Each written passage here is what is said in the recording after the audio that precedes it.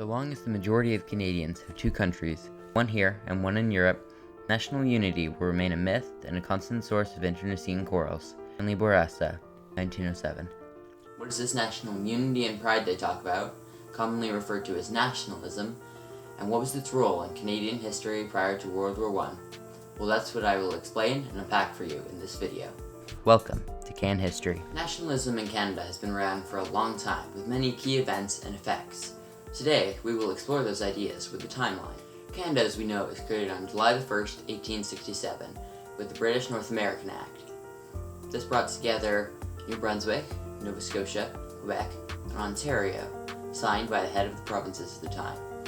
This was the real beginning of Canada, and as the years went on, more and more Provinces joined, causing Canada to become what it is today.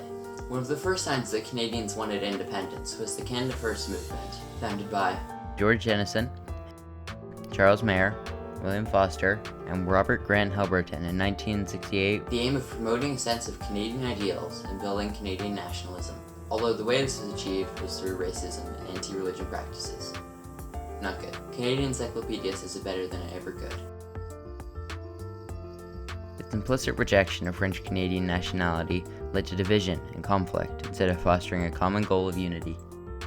The national policy instituted in 1878 by Prime Minister John A. Macdonald was a large step forward in Canadian nationalism, implementing tariff protection for Canadian manufacturers and foreign manufacturers, boosting Canadian economy, and became central to the Conservative Party for many years, eventually being dismantled around the 1940s to 50s. And in 1885, the Canadian Pacific Railway was completed in Craigellachie, BC, bringing Canada together both figuratively and literally, and inspiring a sense of Canadian identity.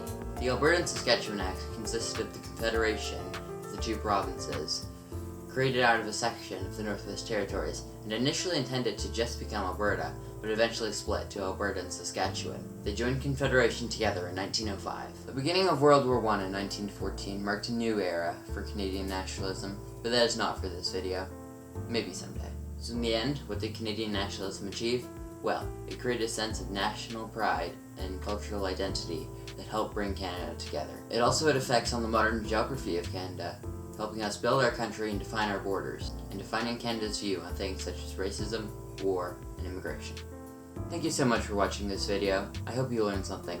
If you enjoyed it, please consider leaving a like, and if you want to see more content like this in the future, consider subscribing. Thank you.